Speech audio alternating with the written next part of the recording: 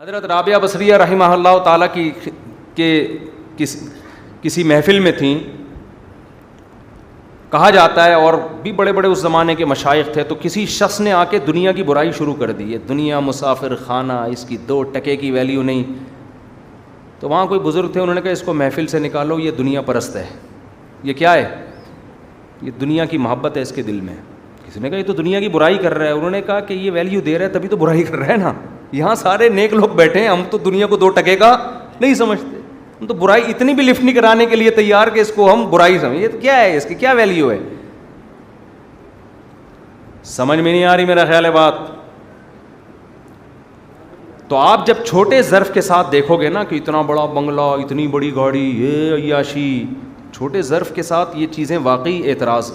جب بڑا ظرف ہو جاتا ہے تو یہ گاڑی واڑیوں کی ویلیو 2 ٹکے کی بولو نہیں رہتی, کچھ بھی نہیں ہے. یہ بنگلے گاڑیاں صرف شادیوں کی رہ جاتی ہے آخر میں, معذرت کے ساتھ.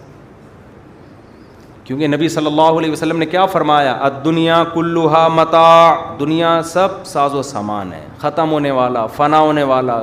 یہاں کی لینڈ کروزر, بنگلے, گاڑیاں, پراٹھے, یہ جو میرا گلا بیٹھا رہتا ہے پراٹھوں کی وجہ سے بیٹھا رہتا ہے, اور یہ سب 2 ٹکے کی چیز ہے, ختم ہونے والا. اس میں بیوی بھی داخل ہے, لیکن آپ نے کیا فرمایا؟ خیر متاعها المرأة الصالحہ. لیکن ان میں بھی ہے تو مسافر خانہ, لیکن ان میں بھی جو سب سے زیادہ قیمتی چیز ہے وہ کیا ہے؟ نیک زوجہ. تو فوکس کیا کرو سب سے پہلے کس کو؟ نیک بیوی کو فوکس کرو. نیک بیوی مل جائے پھر جھونپڑی میں رہو, مزے کی زندگی ہوگی. نیک بیوی نہ ملی نا تو لینڈ کروزر میں ہی دھکا مار کے اتارے گی تمہیں. ہم نے دیکھا لینڈ کروزر میں طلاقیں ہوئی ہیں. ہاں, بیگم کو لینڈ کروزر میں لا کے گھما رہا ہے, وہیں پھٹا ہو گیا. ادھر یہ یوں کیوں چلا رہا ہے, یوں کیوں نہیں چلا رہا, ادھر موڑ میری ماں کے گھر کی طرف, تو اپنے ابا کے گھر کی طرف کیوں جا رہا ہے, وہیں پھٹا ہوتا ہے. میرے پاس بڑے بڑے مالدار, ایک تو پرانا قصہ, ایک صاحب آئے, ان کا بہت بڑا شو روم تھا. کہاں تھا یہ نہیں بتاؤں گا, پھر وہ سمجھ جائیں گے نا. آپ لوگ تو نہیں, خیر کوئی ایسا نہ ان کے ریلیٹیو سمجھ جائے. دوسرے کنٹری میں بہت بڑا گاڑیوں کا شو روم. بیگم کو انہوں نے حج بھی کرا دیا, بیگم کو انہوں نے کروڑوں روپے میں کھلایا, لیکن وہ بیچارہ بد اخلاقی کی وجہ سے نا بیگم کی ایسا میرے پاس ایسے کانپتا ہوا آیا تھا. میں نے کہا یار اتنا پیسہ اس بندے کے پاس ہے, زندگی برباد. اس سے وہ غریب خوش قسمت ہے جس نے کسی اچھے خاندان میں شادی کر لی.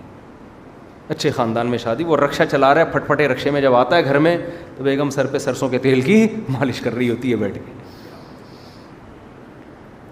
تو خیر بات کو سمیٹ کے بس جلدی سے ختم کرتا ہوں. تو میں نے عرض کیا کہ ایک غربت تو ہمارے پیغمبر کی تھی, اتنا بڑا ظرف کے پیسہ رکھا ہی نہیں, اور اس کی وجہ کیا؟ اللہ نے آپ پر یہ الزام ہی نہیں ہونے دیا کہ پھر ہمیں اس کی وضاحتیں دینی پڑیں.